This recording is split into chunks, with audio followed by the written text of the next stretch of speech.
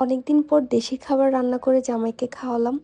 আর কি কি রান্না করলাম আজকে তোমাদের সাথে শেয়ার করব। হ্যালো সবাইকে, কেমন আছো সবাই? অনেকদিন ধরেই আমার বাসায় ডাল ভর্তা এসব বানিয়ে খাওয়া হয়নি।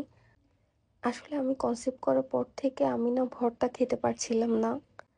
আর আমি খাইনি বিধায় রায়হানেরও খাওয়া হয়নি। তাই চিন্তা করলাম 21শে ফেব্রুয়ারির দিন একটু বাসায় ভর্তার আয়োজন করা হোক, আর সব দেশি খাবার থাকবে।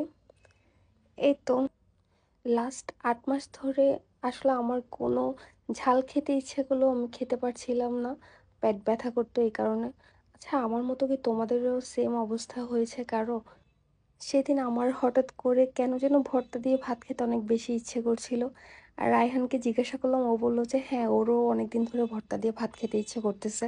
আমি খাচ্ছি না বিধায় ও খেতে পারতেছে না। তাই চিন্তা করলাম যে ভর্তা করা যাক, গরু মাংস করা যাক, ইলিশ মাছ।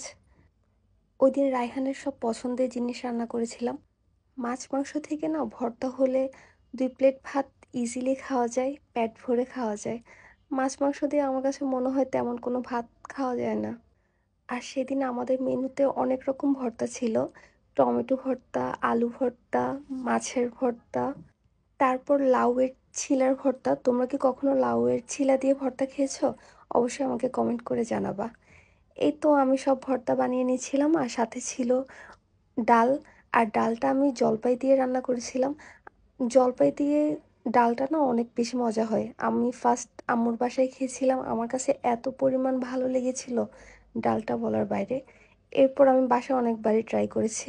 তোমরা কি কখনো জলপাই দিয়ে ডাল রান্না করে খেয়েছো? অবশ্যই আমাকে কমেন্ট করে জানাবা। এই তো সব কিছু রান্না করার পর আমি টেবিলে সার্ভ করলাম, আর সুন্দর মতো সব কিছু গুছিয়ে নিলাম। রায়হান তো দেখে অনেক খুশি। সে বলতেছিল যে প্রত্যেকটা আইটেম অনেক ভালো হয়েছে। আসলে ভর্তাগুলো অনেক বেশি মজা হয়েছিল। আমরা ওই দিন মনে হয় অনেকদিন পরে পেট ভরে একটু ভাত খেতে পারছিলাম ভর্তা দিয়ে। আসলে ভর্তা হইলে আর কোনো কিছুই লাগে না, আমার কাছে মনে হয় ভর্তা দিয়ে অনায়াসে ভাত খাওয়া যায়। আর ভর্তা আমার অনেক বেশি ফেভারিট। আমার তো ভর্তা হইলে আর কোনো কিছু লাগেই না।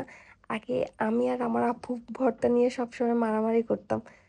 মানে কার ভাগে কম পড়ে যাচ্ছে, কার ভাগে বেশি পড়ে যাচ্ছে, এরকম করতাম। এই তো ভর্তার সাথে ছিল ইলিশ মাছ ভাজা আর গরু মাংস। আর এই দুইটা হচ্ছে রায়হানের অনেক বেশি পছন্দের। ওই দিন দুপুরে না অনেক তৃপ্তি করে ভাত খেয়েছিলাম। আর প্রত্যেকটা আইটেম এত মজা ছিল, আমি বারবার বলছি, আসলে অনেক মজা ছিল। প্রত্যেকটা আইটেম এত ভালো লেগেছিল আমার। এই তো আজকের ভিডিওটি এতটুকুই।